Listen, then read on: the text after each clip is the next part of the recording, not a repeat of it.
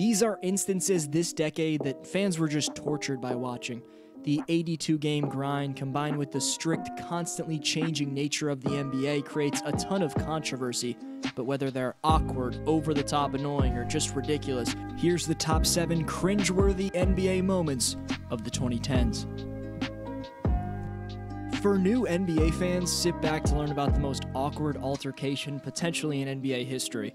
First, Stan Van Gundy, Magic coach at the time, starts with this. You know, it's 12:02 right now. If they want to fire me at 12:05, I'll go home and find something to do. He's showing frustration already towards management, and then Van Gundy's asked about Dwight Howard requesting a trade. Man, how do you know it's true?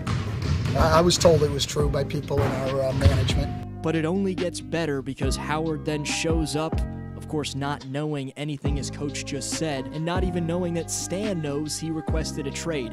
The rest of the altercation because of that is just a disaster. That's all. You can talk to him now.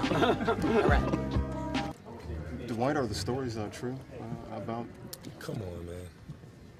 Yeah, the stories from Dave Ping are true. Stan just said they were true. Yeah. What's true? Stan just said that you wanted him. I said that? Yeah, that's what Stan said. Who did I say that to? According to Marcin. I'm asking you, since you guys got so many sources. I hate to pair Colangelo with Fultz just because Brian's fake Twitter accounts were pretty damn weird. The accounts were ran by his wife and criticized both Fultz and Joel Embiid. That's as sketchy as it gets. Since they both used to be in Philly, I'll also talk about Markelle Fultz, who was a #1 pick and could just never stay healthy. He was recently traded, and his elbow injury made his shooting form the meme of the internet for a very long time. This was toughest to watch for Philly fans who expected their #1 pick to live up to expectations, come back and play like a superstar as he was drafted to be.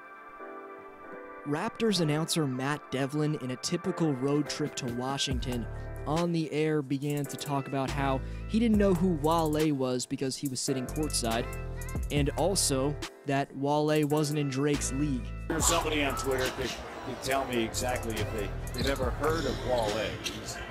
He's not Drake, that's for sure. The Twitter folks, they know the Raptor, by the way. Wale, yes. Oh, we don't. No, we don't. Wale, of course, being at the game, checked Twitter to find out the roasting he was being given and confronted Devlin, walking all the way up the steps to the unusual broadcast position in Washington. What's up? Right here. What's up? Hey, saying hey. 72-65. There he is right there. I was watching this unfold live as a Raptor fan, and as a relatively new fan at the time, this was just awkward as ever to watch unfold.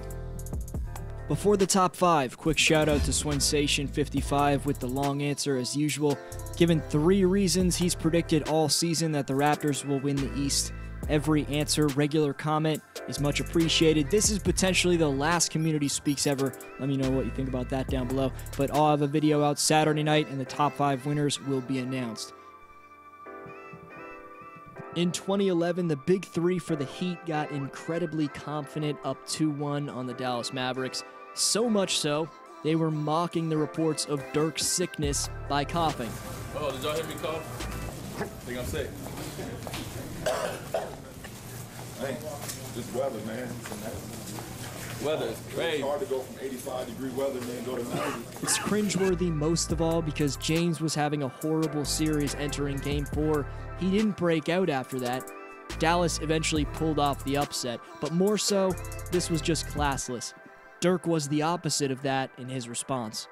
I just thought it was a little childish, a little ignorant. You know, I've been in this league for 13 years. I never faked an injury or an illness before. Quickly at number 4, just over a year ago, Blake Griffin and Mike D'Antoni exchanging words.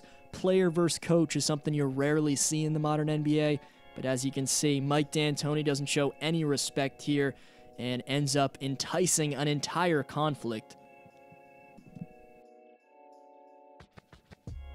When John Wall got injured last season and the Wizards won the game after that, Gortat tweeted, "Great team, quote-unquote, victory." throwing shade at John. To be fair, they had been getting into continuous arguments on the court, but John Wall then responded to the tweet. He was respectful after being asked about it in an interview, so a bad look on Marcin Gortat, who could never stay consistent for the Wizards and be the dominant big man Washington needed. Honorable mentions before the top two are Kawhi and the Spurs saga, Eric Bledsoe's weird ending to his tenure as a Sun, straight up tweeting, "I don't want to be here," claiming after it was because he was at a hair salon and he wanted to leave, Charles Oakley versus Nick Security, and the Bucks waiting an entire year to hire a new head coach last season. On to number 2, where it's Lavar Ball.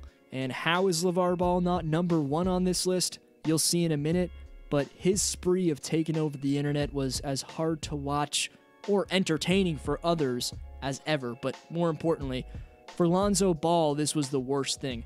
Yes, he handled everything like a pro in interviews, but without a doubt, all the attention Lavar gained for him gave him a target on his back. I honestly think Lonzo, who was highly ranked as a prospect before Lavar started talking about how he was better than Jordan, I believe he would be having a much better career without this Lavar distraction. Lavar is hilarious, though. How could I forget J.R. Smith for number 1 in a competitive 2018 NBA Finals, which was stopped in its tracks after Smith thought his team was up 1. So instead of going up for a layup to win the game and tie the finals at 2, the clock expires and Cleveland ends up losing in OT. It was something that you'd expect to see from a non-professional basketball player who's pressured by the moment. JR's mind was just out of the game completely, and Cavs fans, really all basketball fans looking for an interesting finals series, were completely let down. But not on this top 7. What's the most cringeworthy moment you've seen as an NBA fan this decade? Best answer gets Friday night shoutout. Thanks a ton for watching. This has been Dflow. See you next video.